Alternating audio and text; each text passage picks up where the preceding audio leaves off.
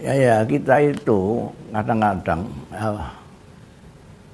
untuk membandingkan ya, itu ada organisasi yang Islam yang namanya HMI. Itu kacamata HMI-nya tidak pernah dicopot. Mereka yang ke Golkar kacamatanya tetap HMI. Yang di P3 kacamatanya tetap HMI. Pokoknya di mana-mana kacamata HMI tidak copot. Kebiasaan NU enggak. NU itu kalau ke Golkar, kacamata NU-nya dicopot, diganti kacamata Golkar. Kalau di P3 kacamata NU dicopot, ganti. Di mana dia berada, itu kacamatanya dipakai, kacamatanya NU. Sehingga kalau kacamata saya kacamata Golkar, kan Anda kacamatanya P3, udah enggak kelihatan NU-nya lagi. Tapi kalau HMI enggak, dimanapun mereka, lalu bisa berembuk satu sama lain. Itu saya sudah menjadi saksi mata. Jadi ketika MPL disebut sebagai Ijo Royo-royo itu semua kiai banyak yang sana, orang Islam yang NU yang tua ada di sana, Kiai Ilyas, ada Kiai Maimun, ada Kiai Khalil, yang muda banyak sekali yang di Golkar, Slamet Effendi Yusuf, ada yang di P3 seperti Nazir Muhammad, ada yang di PDI segala macam. Itu kalau orang NU dia mau bersalaman saja di ruang sidang paripurna itu, dia harus noleh-noleh dulu. Jadi anak muda NU yang di Golkar mau salaman dengan Kiai NU yang di P3, dia harus noleh-noleh dulu. Aman nggak? Ya, aman nggak? Kalau ada, soalnya kalau ada seniornya misalnya di Golkar, dia akan ngomong, wah reuni nih ya, gitu. Wah dia sudah. Tapi kalau HMI enggak, mereka ngeriungi Allah yarham Nur Khalis itu biasa ya. Berapa? Yang di Golkar berapa ya? Wah, di P3 banyak ya. Nah, PDI ada berapa? Di depan orang banyak di ruang sidang paripurna mereka santai aja karena mereka semuanya pakai kacamata HMI. Itu perbedaannya ya. Nah, kita kan organisasi kita itu memang lain dengan organisasi modern, namanya saja organisasi, tapi sebetulnya tidak modern-modern betul.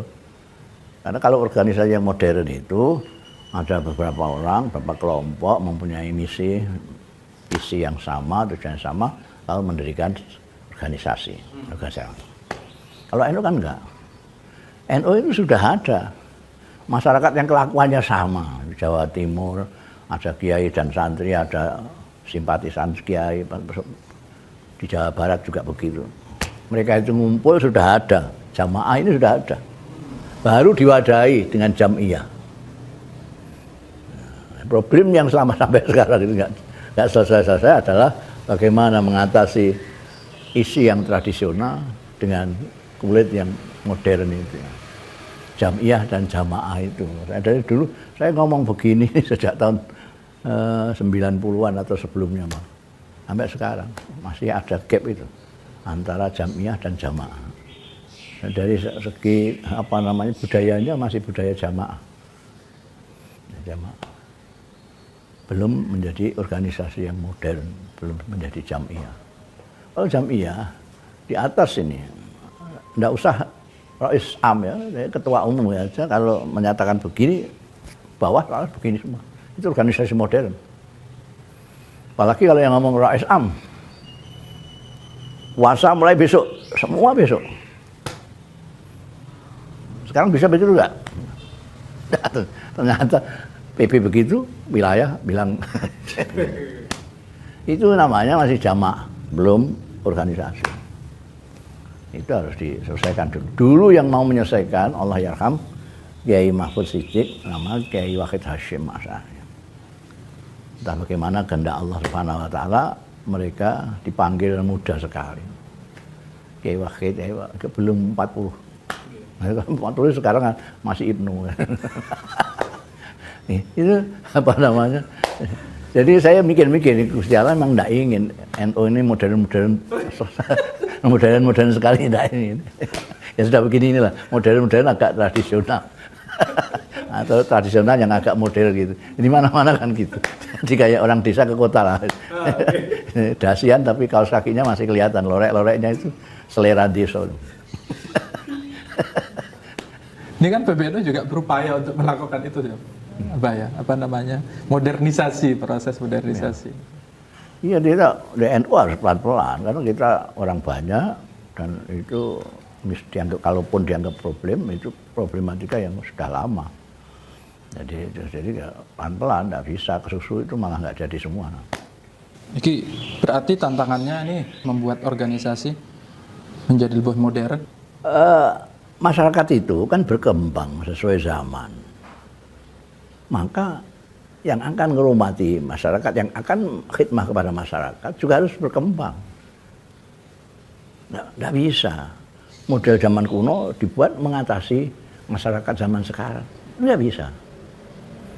Jadi yang berubah masyarakat, tapi yang mau berkhidmah kepada masyarakat harus berubah juga.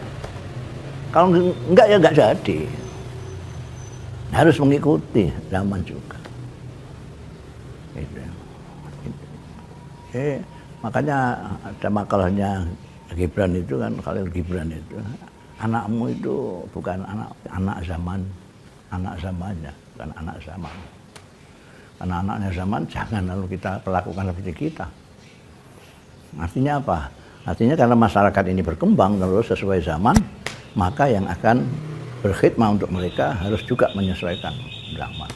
Kalau boleh dicontohkan Abah, yang paling terlihat tidak kompatibel atau berubah saat ini, tantangan di masyarakat yang belum terjawab oleh NU apa kira-kira?